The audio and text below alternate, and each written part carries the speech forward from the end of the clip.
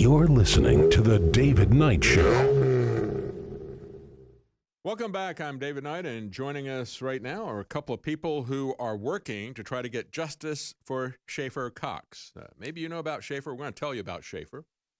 He's a libertarian activist, a politician from Alaska. He was charged for speaking out against government corruption, we believe. They accused him of conspiracy to murder federal agents back in 2011. He is currently being held in a very high-security prison. He's serving his 8th year of a 26-year prison, one of the 10 worst prisons in the world in Terre Haute, Indiana.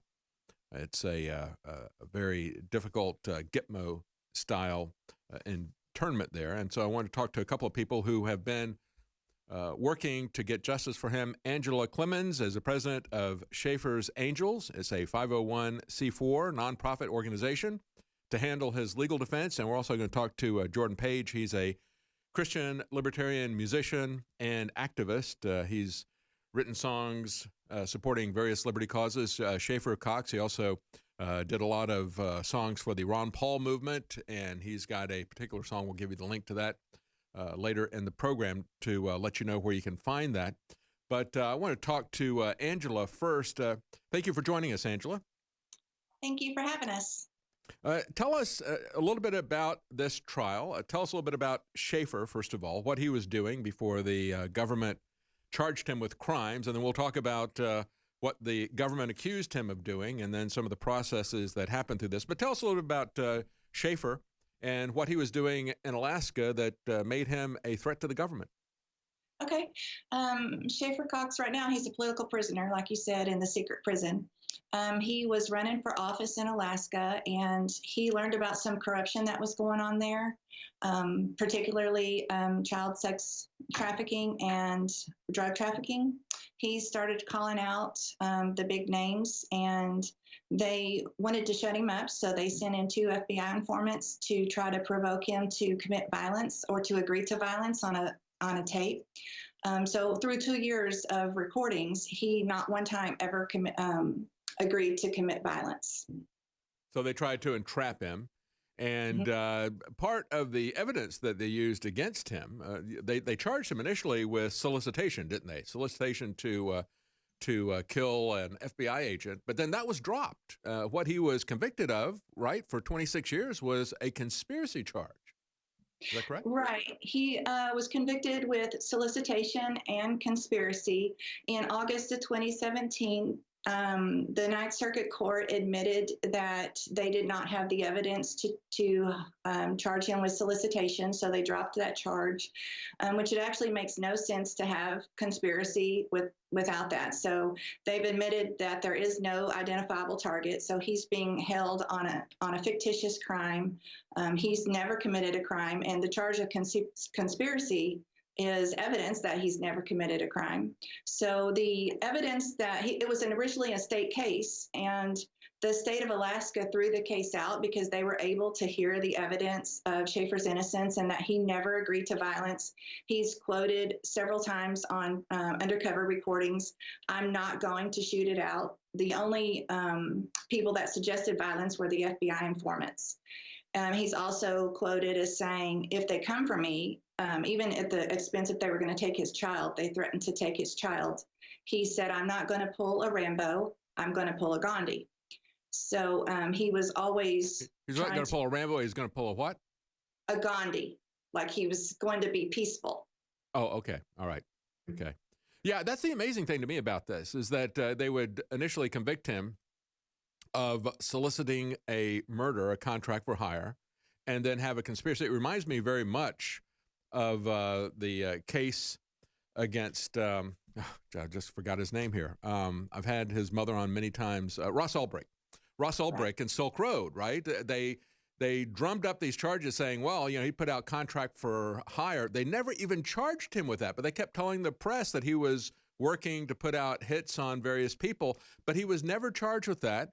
They kept talking about it, and then the judge, when he was sentenced, they used those accusations, which had never even been formally charged against him, to increase the sentence. So they gave him 3 life sentences. So here with Schaeffer Cox, we have him charged with soliciting and conspiring to murder somebody, and then they drop the solicitation charge, but then they keep the conspiracy charge and keep him in prison. That's the amazing thing. Yeah, they have no evidence to charge him with solicitation or conspiracy. There's no identifiable targets. So it's this made up thought crime that doesn't even exist. He's never even agreed to violence. Wow. Wow. I want to get Jordan in here. We got Jordan Page. Again, he's a Christian libertarian musician and activist. He has written a lot of songs promoting peace and limited government. He's been involved in the Ron Paul movement and so forth. He's taken up Schaeffer Cox's case as well. He's written a song, The Persecution of Schaeffer Cox. Tell us where people can find that link, Jordan. Well, the first place we can send people to is freeschaeffer.com. That is the website where people can watch the music video. They can donate to Schaeffer's Legal Defense Fund, which is where the real battle is taking place right now. You can also go to jordanpagemusic.com. That's my website. I'm all over Facebook, YouTube, you name it. But this song has been sort of the subject of a national press campaign that Angela and I have been doing with Schaeffer's Angels, the nonprofit that she's president of that handles his legal defense. About a year ago, I was given a copy of Schaeffer's book that was written from prison. It's 60 songs. It's called The Lost Lyrics of Schaeffer Cox. And I was given a copy of this book at an event that I was performing at. And I'd heard Schaeffer's name, David, a number of times through the years, but never really looked into it. And, yeah. But I think a lot of us have. We've just kind of heard a little bit of it. That's why it's good to get into the details of this. And so you just picked up a book that he had written and drew you into this story, right? It drew me in very deep because I realized how much he and I had in common. And there was just such a quality in the writing that it just kind of blew me away. And I got in touch with a friend who I knew Schaeffer and was involved in Schaeffer's case. She introduced me to Angela. We discussed doing a song for Schaeffer, and the more I learned about his case and the details of the prison, the more I put myself in his shoes, and it inspired this song. Something that's important to note, David, is that the book that inspired all of this was originally lyrics that he had written in another facility that he had been forced to leave behind when he was moved to this CMU he's in now. So somebody, and we don't know who, found these lyrics on a table in a common room, whether it was a guard or a prisoner, we don't know, but they smuggled them out of the prison and got them into Schaeffer's team's hands, who then published them into a book. And that book ended up in my hands and inspired the song. And I took several lines from the book and incorporated them into the song, which means Schaeffer is the co-author of the song. And that means that half of all of the song sales goes directly to the Legal Defense Fund for Schaeffer Cox. So if you purchase it on iTunes or Amazon or CD Baby or anywhere that you purchase it online, half the proceeds go directly to the foundation to pay for his legal defense fund. Wow, that's an amazing story. And of course, when we talk about things like songs, that can reach people on a level that just telling them in a documentary format or a news broadcast, it's not going to reach them at that visceral level as a song does. And it's amazing that this is not something that he published. It's just something that he was writing by himself, and somebody pulled that out. And here's the amazing thing about Schaeffer Cox. I mean, this goes back to 2011. Think about this, folks. As we see the move to shut down any kind of political dissent in this country. And remember, it was just 2 months after Alex Jones and Infowars had purged out of social media. Just 2 months later, we had 800 sites that were shut down. And not all of those sites were conservative or Trump supporters. Matter of fact, a lot of them were oppositional to Trump, or they were libertarian or whatever. They were people who opposed wars, and they wanted limited government. It's anybody who is opposed to that kind of agenda. It is a very broad-based agenda. And anybody who is a political dissident now is openly being persecuted. Schaeffer Cox was the tip of the spear in this back to 2011. And if we don't stand up for this, we're all at risk. We'll be right back. Stay with us. Welcome back. We're talking about the case of Schaeffer Cox. And folks, if we don't allow dissent in this country, if we allow the FBI and the Department of Justice to run roughshod over people's rights, and we have seen this not just with President Trump. That's probably the most visible thing. But if they can do that to President Trump, they can do it to anybody, can't they? And I've seen it numerous times. I've seen it done to the Bundys and all the people surrounding them, still being done to some people that were there at that standoff, Still being done to Ross Ulbricht with Silk Road. Still being done to Schaeffer Cox. And if you stand up and challenge the authorities, if you expose their corruption, which is what he did, they will come after you. They'll invent charges. They'll lock you away for life. And so he's now in his 8th year of imprisonment. 26 years he was given. They dropped the central charge, but they're still keeping him in prison. They charged him with soliciting the murder of an FBI agent and then conspiracy to do that. And then in 2017, 2 years ago, they dropped the central charge of soliciting the murder, and yet they're still keeping him in prison because of a conspiracy charge. We're talking to Angela Clemens. She's the president of Schaeffer's Angels. It's a 501c4 nonprofit organization. And also to Jordan Page, who is trying to raise public awareness. He's written some lyrics to a song that was taken from lyrics that they found, writings that were found by Schaeffer Cox when they put him in the prison that he's in currently, which is a very high security prison. We want to talk about the conditions that he's under right now and what has happened to him and get an update on that. If you want to help in this, you can find information about this at freeschaeffer.com. And you spell Schaeffer, S-C-H-A-E-F-F-E-R. That's S-C-H-A-E-F-F-E-R. Schaeffer Cox. It's freeschaeffer.com. And, of course, you can find Jordan's music at jordanpagemusic.com. Angela, I want to go to you first. Let's talk a little bit about he was very effective as a campaigner. That's why they tried to entrap him over a couple of years with the FBI.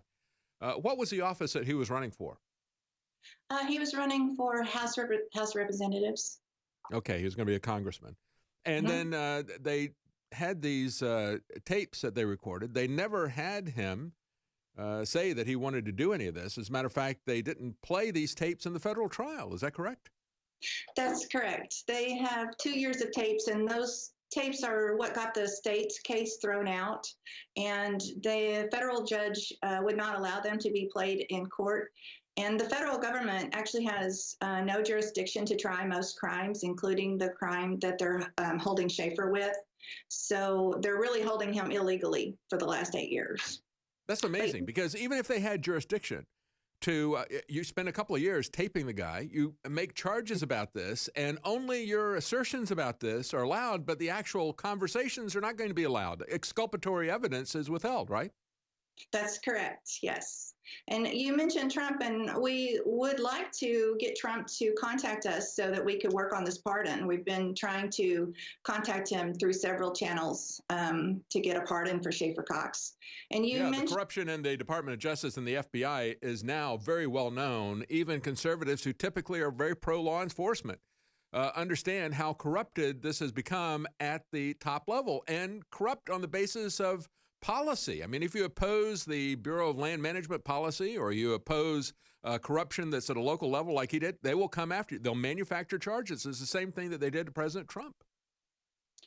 That's correct. And you had mentioned the prison that he's in. They're so threatened by Schaeffer. He's such an awesome, dynamic leader that they threw him in a secret prison called a CMU. There's only 2 in America, one in Marion, Illinois, and one in Terre Haute, Indiana. They were formed outside of the oversight of Congress. They were meant to take the place of Guantanamo Bay, so they are called Little Guantanamo. Through these prisons, we know that they've been subjected to different kinds of tortures, including extreme sleep deprivation, where they wake them up every 30 minutes, extreme temperature deviations, where at times it's so hot that you can't even touch the floor with your feet, and at other times it's so cold that the water in the toilet freezes. They are basically starving them to death. Schaeffer has scurvy, and a lot of the men in there have either scurvy or beriberi, which is malnutrition, starvation diseases. Wow. So, and they're always behind glass. Like even when his mother visits, she can never even hug her son. Wow. Yeah, this is the type of thing, you know, when we talk about Gina Haspel and the torture that was done by the CIA, a lot of people say, well, I'm fine with that because these people have been labeled terrorists. And as I've talked to John Kiriakou, the whistleblower, who himself went to jail, it wasn't the people who did the torture, some of these same types of things that they're doing to Schaeffer Cox. I said, look, they're going to do this to American citizens. Well, they are doing it to American citizens. They have their own black sites within America where they're doing torture. Now, he exposed some of this, leaked some of this out, right? And then they took some information about what was going on inside the prison. They took recriminations against him, didn't they? They did, and there's been several other people who have actually made it out of the CMU, and they have several lawsuits around. So it's not hard to find, even through different prisoners. Mm-hmm. Yeah, it's amazing that they would actually, the CMU, a communications management unit prison. In other words, we're going to hold these people incommunicado. We're going to seal them off from everybody because they're too dangerous. You know, he's too effective as a speaker. We don't want people hearing what he has to say. Folks, understand that when we look at Julian Assange, when we look at the tricks that the Justice Department and the FBI used against President Trump, and we look at how they want to gag Julian Assange, they don't want you to hear the truth. They don't want you to hear crimes about what corrupt officials have done, and that's exactly what Julian Assange was telling people, and that's what Schaeffer Cox was telling people. That's why they locked him up. Tell us a little bit about where this trial is right now. Is there any positive developments about this? Yeah, he's going to be resentenced November 4th, 2019, unless it gets changed again. It was moved a few times.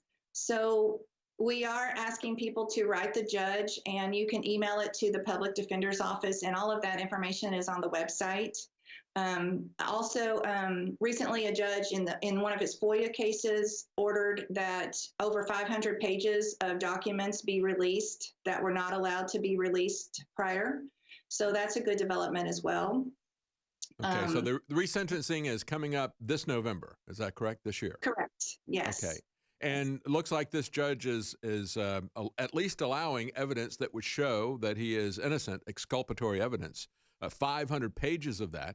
To be considered as part of this resentencing hearing. It's very important for people to make that this is a political case, folks. So if you want to get something done about this, let your voice be heard. And again, you can go to freeschaeffer.com, and that's SCHAEFFER. He also has a Twitter account at Schaeffer_Cox, COX. And there's a Facebook page, Schaeffer's Angels.